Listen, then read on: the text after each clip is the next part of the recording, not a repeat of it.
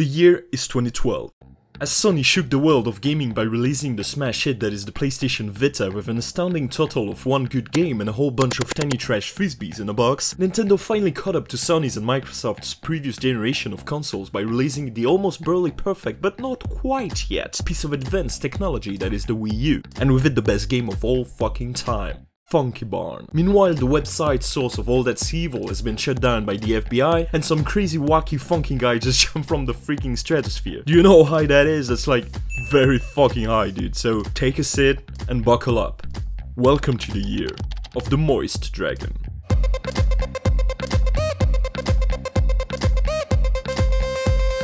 Now, 2012 didn't start particularly well, with most of the major releases throughout the first 3 months being either disappointing or straight up garbage. But still, some games managed to shine through this heap of mediocrity and average products. Crusader Kings 2, for example, is probably one of the most complete and complex strategy game out there. It's also a game that gives you the freedom to do pretty much whatever you want. Killing a king, plowing his sister, robbing his son of his right to rule, betraying, stabbing, and clubbing his wife, and ending up marrying his mom. You can do all of that whenever and however you want, while still being careful that your cousin doesn't try to poison your Gatorade to take your place on the throne. Kingdom of Amalur is also a pretty decent game, far from being perfect, but good enough to be mentioned at least, and it's not Snoop Dogg who's going to disagree with me. The impressive amount of options there is at your disposal to customize your character build is enough to make it interesting, even if the gameplay is pretty average, even if the writing is pretty disappointing, and even if the overall game lacks this little something that would make it unique. The class building is so well done that Kingdom of Amalur Reckoning is still, because of it, a game worth trying.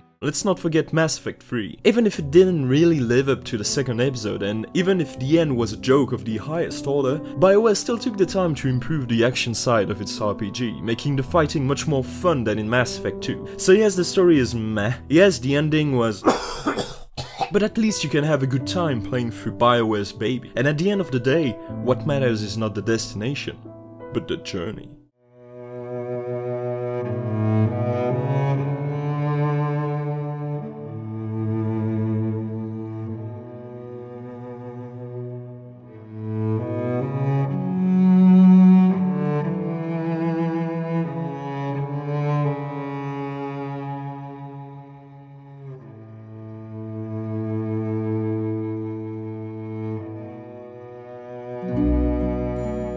Journey is a pretty unique game, one that willingly gives up on what most players would consider essential in a video game, to focus on giving you a wonderful, contemplative and emotional experience. It is beautiful both visually and musically, and features a very smart and fitting online multiplayer that perfectly wraps up that wonderful piece of art.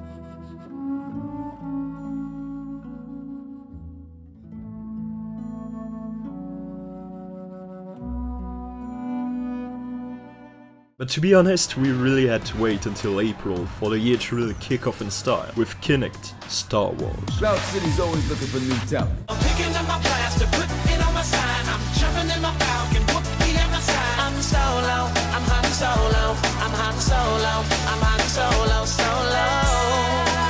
solo. And also I guess Fez and Xenoblade Chronicles and like, you know, whatever. However, 2012 was also the booming year for Telltale's episodic adventure games, with the first season of The Walking Dead. There are tons of things to say about this episodic release method, and everyone knows that their games have a shitload of flaws, and both these things for sure played a role in the very tough situation that the company has found themselves in recently. But no matter what you think of Telltale games now, you have to admit that they took the world of gaming by storm in 2012 with The Walking Dead. The formula sure was a well thought one. You take a popular TV show that wasn't all that crappy back then, you add an original well-written story with lovable characters, and you give to the players choices that were supposed to make an impact on how the story would develop. And that's it. You have an award-winning formula on your hands. And winning so many Game of the Year awards is no small task when you compete against so many great titles. Dragon's Dogma was one of them, but unfortunately the game didn't get the success that it should have had. The character and class customization is as deep and well done as it gets. The fighting gameplay, although a bit slow and rough at times, really shines during boss fights. The pawn system that could have been pushed further is still a very interesting feature in how it deals with companions and multiplayer. And the way it handles the endgame and the new game plus is second to none. Dragon's Dogma is one of those vastly underrated and overlooked games that 100% deserves to be played at least once. Spec Ops: The Line also falls in that category. It's quite simple, really. When it comes to war stories and settings in video games, Spec Ops: The Line is all the way up there. It's mature, violent, provocative, and often heavily involves the player with small hidden choices here and there, and spicy plot twists. Spec Ops has often been described as the Apocalypse Now of video games, and it couldn't be more accurate. But its sensational story is not the only good thing about the game. Although flawed, the gameplay still is very pleasant, and even if the cover mechanic isn't all that great, the shooting feels very smooth and puts to shame most of the third-person shooters that were released at that time. Spec Ops: The Line is an amazing story-oriented shooter that was unfortunately let down by a disastrous marketing campaign that focused on the very weak and bland multiplayer aspect of the game. But trust me, it's one that you wouldn't want to miss. Now, I believe you're starting to understand why I think 2012 was a pretty good year when it comes to video gaming. But hold on there, cowboy, you know what? We ain't even got into the best part yet. August and September were packed with good games for all types of gamer boys and girls. You want to play a hack and slash? BAM! Darksiders 2. A GTA like? Boom! Sleeping Dogs. An MMO? Rah! Guild Wars 2. Wanna play a stealth game? Mark of the Ninja. A Diablo like? Torchlight 2. An FPS RPG? Ka-ching, baby! Borderlands 2. You wanna get verbally abused by drunk Russian kids? Just play CSGO, blip! The summer was crazy, and as you'll see, the winter was wild too. Did you know that before being known for its lazy recycled game and level design, there was a point in time when the Far Cry series was actually good? Well, 2012 saw the release of Far Cry 3 and oh boy, it was beautiful. A fun, mature first-person shooter taking place in a great open world with interesting characters and really good gameplay. Basically the polar opposite of the last few Far Cry games, yeah. Can you imagine that? Did I ever tell you the definition of insanity?